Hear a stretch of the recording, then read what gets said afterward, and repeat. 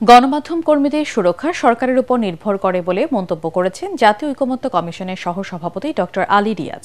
যেখানে দেশের নাগরিকদের আইনি সুরক্ষার ব্যবস্থা নেই, সেখানে সাংবাদিকদের আলাদাভাবে সুরক্ষা নিয়ে প্রশ্ন রাখেন তিনি।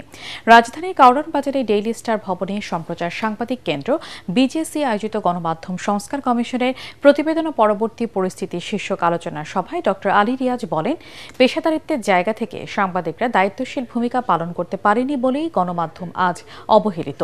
এতে গণমাধ্যম কর্মীদের বিভিন্ন সংগঠনের নেতারা বক্তব্য রাখেন।